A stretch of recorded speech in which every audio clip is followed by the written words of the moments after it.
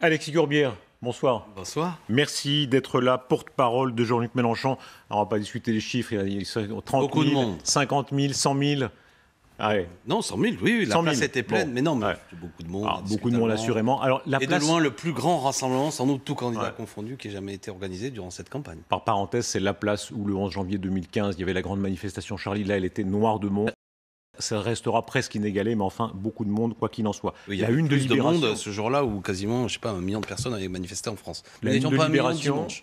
printemps Mélenchon. Bon, c'est une bonne journée pour vous, incontestablement. Si on voit la une de Libération, si on voit ce rolling, ce sondage roulant du jour, on peut le regarder ensemble. Je ne sais pas si on a vu la une de Libération, le sondage roulant du jour, où on voit à quel point, 14%, progression. Qu'est-ce qui se passe chez vous? Une dynamique, en raison d'un programme clair, d'un programme de changement, programme qui veut augmenter le SMIC à 1 400 €, qui dit la retraite à 60 ans avec Mélenchon, à l'heure où M. Macron rentre en campagne en disant pour moi ce sera 65 ans. Mme Le Pen aussi est là-dessus. Fait, tous les candidats qui sont pour rallonger le temps de travail, nous disons non. Nous disons aussi, par exemple, défense de l'école. Vous avez peut-être vu que les propos de M. Macron, qui lui rentre en campagne, dit les professeurs ne travaillent pas assez, il faut qu'ils travaillent plus. Il dit qu'il veut l'autonomie des établissements scolaires. Je lance un appel, là c'est la fin de l'école publique telle que nous la connaissons, les établissements vont se faire concurrence, les familles vont se faire concurrence entre elles. Donc tout ça, il y a plein de gens dans ce pays qui disent non, et le vote Mélenchon, c'est celui qui permet d'être au second tour, et qui permettrait d'avoir un débat de deuxième tour d'une autre tonalité que ce qu'on nous a annoncé. Parenthèse, oui, ça évidemment, les mélenchonistes en rêvent, le débat C'est pas que des mélenchonistes, Mélenchon, hein, c'est 14% des gens, des millions de gens.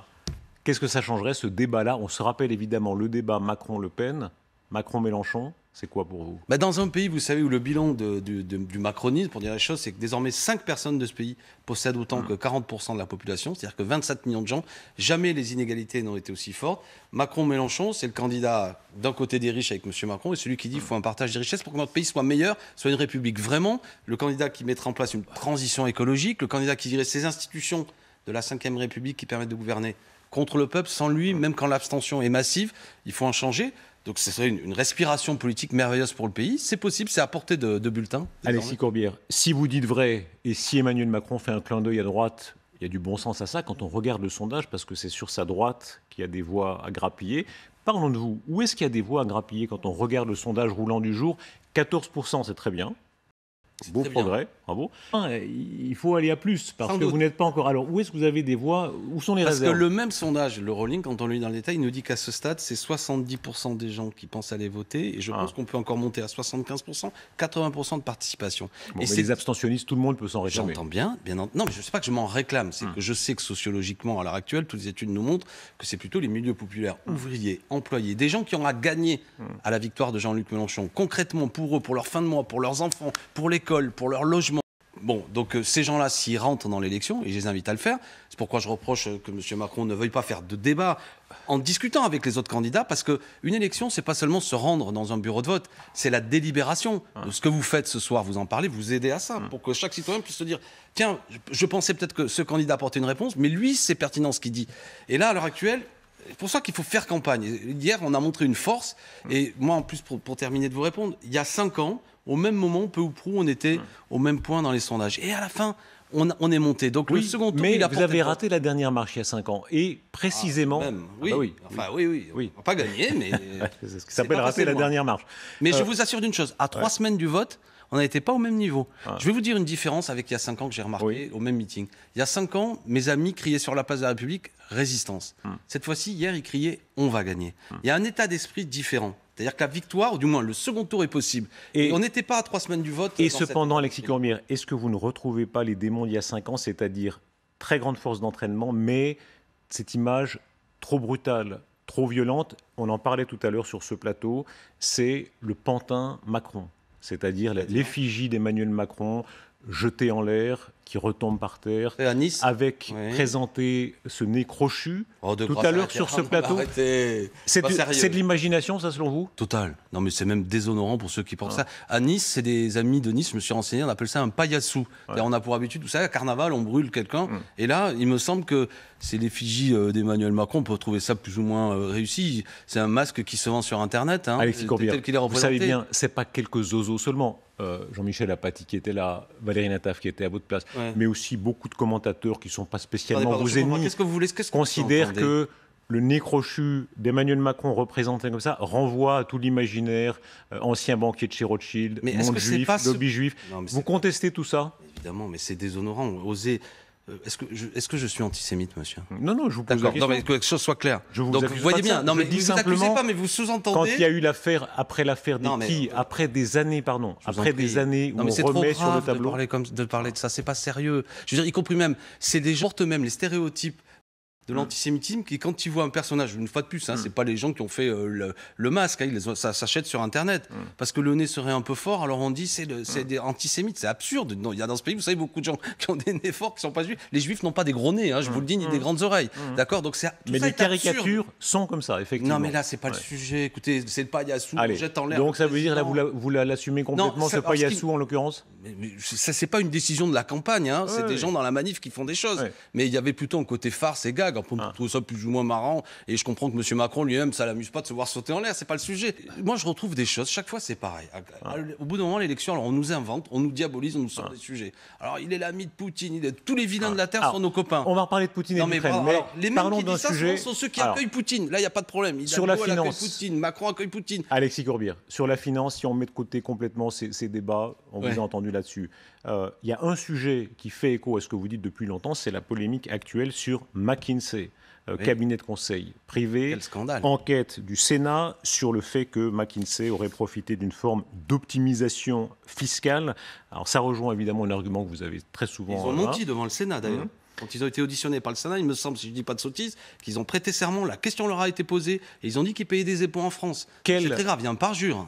Quelle action est-ce que vous souhaitez là-dessus? Avec que déjà toute la lumière soit faite, et de manière générale le scandale, c'est qu'on utilise ce genre de cabinet privé pour faire un travail que notre administration pourrait faire. C'est une privatisation de notre administration et de notre État. Et ça, c'est M. Macron qui en est en quelque sorte le principal responsable. Moi, le désaccord que j'ai, c'est pas avec la personne de M. Macron, c'est pour quelle raison, depuis 5 ans, il a mené une politique qui a aggravé les inégalités. Et s'il continue, il va le faire. Pourquoi je suis opposé à la retraite à 65 ans? Je prends cet exemple parce que c'est le même sujet. Aujourd'hui, vous savez qu'une personne sur deux de plus de 60 ans est soit en invalidité, soit déjà au chômage. Si on repousse encore plus l'âge de pouvoir bénéficier d'une retraite, donc il faut plus de trimestres pour pouvoir bénéficier de sa retraite, ça veut dire encore plus de millions de gens qui n'auront pas la totalité de leur trimestre et seront encore plus pauvres. Je ne veux pas de ça pour mon pays. C'est ce que dit le vote Mélenchon. C'est pourquoi il progresse. Et j'invite chacun, maintenant je m'adresse aux abstentionnistes et à tous ceux qui ont le cœur à la justice sociale, au partage, à l'écologie, à la démocratie.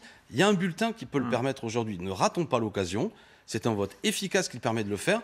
C'est à portée de bulletin, faisons-le. Alexis Corbière, la guerre en Ukraine bouleverse tout. On l'a entendu au début de la séquence, Jean-Luc Mélenchon qui dédiait le meeting aux Ukrainiens et aux Russes qui se battent de l'intérieur, il disait, qui résistent dans leur propre pays. Est-ce que vous avez évolué sur Vladimir Poutine? Non, absolument pas. On a toujours dit la même chose. C'est que c'est une autocratie. Écoutez, là aussi, on arrête les tartufferies. Vous savez, des gens qui nous font la leçon, vous avez lu dans la presse. On continue à vendre des armes à M. Poutine. Au monde entier. D'accord? Oui, mais à M. Poutine, y compris en contournant des mesures soi-disant de blocus qui devaient avoir lieu. C'est-à-dire que M. Macron, M. Hollande, qui a même dit qu'il n'était pas au courant, a continué à le faire. Je le répète, pardon, je donne l'argument. Mélenchon n'a pas reçu, tel que l'a fait M. Macron, M. Poutine, à Versailles. C'est M. Sarkozy qui a décoré M. Poutine de la Légion d'honneur. C'est Mme Hidalgo qui a reçu... Si Jean-Luc Mélenchon était élu, on n'accueillerait plus du tout un Vladimir Poutine à Versailles? Non, mais il faut discuter avec l'ensemble des présidents du monde, sans aucun doute.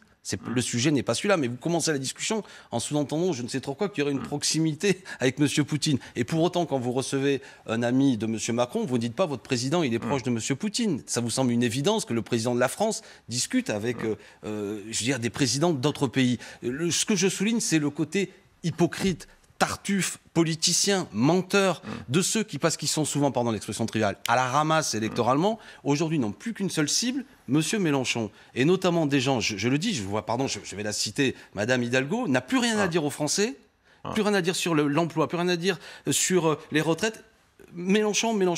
Bon, et je vois même des gens qui disent il faut absolument empêcher Mélenchon d'être au second tour. Bon, tout ça est balayé, c'est dommage. Sur le fond, On a une occasion une fois de plus. sur le fond, parce que tous les candidats là-dessus doivent se positionner, sortir de l'OTAN, Pour vous, c'est une priorité? Oui, une France indépendante, indiscutablement, une France militairement puissante, indépendante, qui peut faire des alliances selon les circonstances avec tel ou tel pays sur les sujets, mais qui n'est pas dans une alliance qui est sous domination militaire des États-Unis. Vous savez, quand on fait partie de l'OTAN, on doit même acheter du matériel militaire compatible avec celui des États-Unis. C'est aussi un business, l'OTAN. C'est même une bureaucratie aussi militaire qui s'entretient. L'OTAN. Est-ce qu'on n'est pas condamné à ça, c'est-à-dire à être dans une zone d'influence ou dans l'autre? On voit bien à quel point, on va parler dans un instant avec les militaires, eux-mêmes vous disent, en réalité, on a besoin de l'appui de l'OTAN, de l'appui des États-Unis face à la Russie. Non, tous les militaires ne disent pas ça, ça n'est pas exact. Et la France peut être une puissance indépendante qui parfois fait alliance avec tel pays si nécessaire, parfois avec tel autre. Mais quand on est dans l'OTAN, normalement, on est solidaire des pays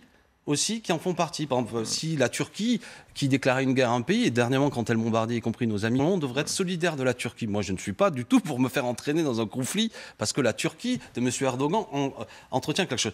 Vous savez, quand le général de Gaulle était là, nous ne faisions pas partie du commandement intégré de l'OTAN. Et pour autant, la France était, me semble-t-il, une puissance de premier plan. Donc la question de notre indépendance, de notre non-alignement, ni sur l'autocrate Poutine, ni sur les intérêts financier des États-Unis d'Amérique. Sur ce même plateau, ça permet que la France parle au monde entier et éventuellement peut être aussi un facteur diplomatique de paix quand il y a des éléments de tension. Et puis sur ce même plateau, Yannick Jadot, il y a quelques jours, disait quand Jean-Luc Mélenchon dit non aligné, c'est comme s'il se mettait à équidistance des victimes ukrainiennes et de Vladimir Poutine. Ça, je laisse M. Jadot à ses phrases. Bon, d'accord, il ne comprend pas ce que ça veut dire. Il ne comprend pas. Mais ça, c'est le problème de M. Jadot, qu'est-ce que vous voulez que je vous dise?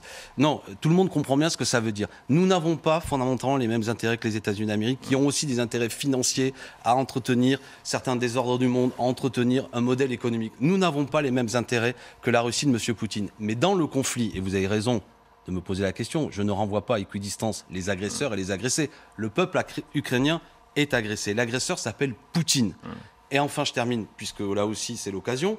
Pour quelle raison nous n'avançons toujours pas sur les saisies des biens des oligarques russes qui sont l'entourage direct de M. Poutine? Il y a aujourd'hui à peu près 10 000 personnes, 20 000 personnes selon l'économiste Thomas Piketty, qui sont ces oligarques qui ont plus de 10 millions au moins d'euros de capital, 85%. Ils sont gelés pour l'instant. Ils sont gelés, c'est-à-dire vous êtes pour faire quoi de plus? Pardon, qu'est-ce que c'est qui est gelé? À part un yacht à la Ciotat et quelques bateaux, je crois qu'il n'y a pas grand-chose qui a été gelé.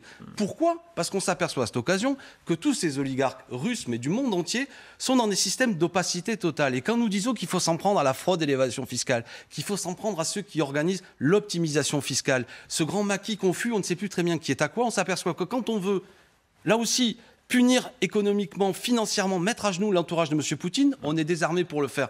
Il faudrait nous écouter, parce qu'on pourrait justement intervenir, et ce serait efficace. Alexis Corbière, merci beaucoup.